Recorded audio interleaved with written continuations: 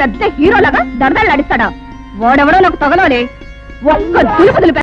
అయ్యా, శాస్త్ర ప్రకారం మన రావుడి గారి కండలకి ఆ కుర్రవాడు గుండు లేక పిండు అయిపోయి ఉంటాడు. ఏమిటి తౌడైపోయి ఉంటాడు.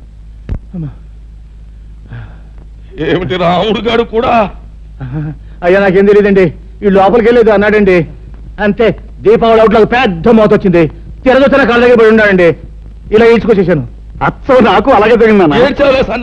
సన్మానం అనుకున్నావా? తలుచుకు సంబరపడిపోవడానికి. ఆంధ్రదేశంలో ఇన్ని పల్లెటూళ్ళు ఉండగా ఆ కుర్రాడు ఈ ఊరే ఎందుకు వచ్చినట్టు, ఆ ముసలయ్యగాడి ఇల్లే ఎందుకు కొన్నట్టు, అది ఆలోచించాలి. తమరు లేచి రాజు వెడల రవితేజములు అలరగా అన్నట్టు అక్కడికి వెళ్ళి ధ్వజస్తంభంలాగా నిలబడి కళ్ళు ఎర్ర చేశారంటే తనే వచ్చి మీకు ఆమె పడిపోతాడు.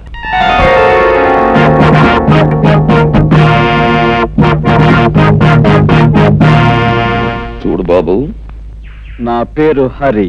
చాలా చక్కగా ఉంది. Thank you. నన్ను ఈ ఊళ్ళో గంగారాయుడు అంటారు. ఈ ఊరికి పెద్ద దిక్కుని మాట్లాడవేం పంతులు? వీరి మాట వేదని చెప్పింది శాసనం. వీరు తలుచుకుంటే ఏమైనా చేయగలరు. అయితే కాస్త తలుచుకుని ఇంట్లో సామాన్లు సర్ది పెట్టచ్చుగా. ఓహో, చాలా తెలుగుగా మాట్లాడుతున్నావే. రాష్ట్రం తాలూకు మ్యాప్ తీసుకుని అందులో ఒక పల్లెటూరిని ఎన్నుకొని అందులో ఒక ఇంటిని గుర్తు పెట్టుకుని ఆ ఇంటికి పచ్చ తోరణాలు కట్టినంత మాత్రాన ఆ ఇల్లు నీదైపోతా. అలా కాకపోవచ్చు, కానీ ఇంటి సొంతదారుడికి డబ్బిచ్చి కొనుక్కుంటే అది నాదే అవుతుంది కాదంటారా? ఆ సొంతదారుడు అయిన గంగులకు నువ్వు డబ్బెక్కడిచ్చావు? వాడిని తన్ని.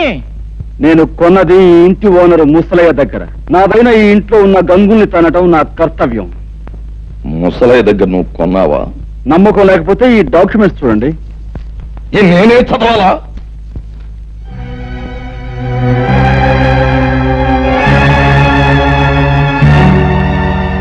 చూడండి లింగం గారు, మీకు మరో శుభార్త. ముసలయ్య దగ్గర ఈ ఇల్లే కాక అతని 4 ఎకరాల పొలాన్ని నేనే కొన్నాను. ఇన్నేళ్లు దాని మీద వచ్చిన ఆదాయాన్ని తమరు మూట కట్టుకున్నారని తెలిసింది.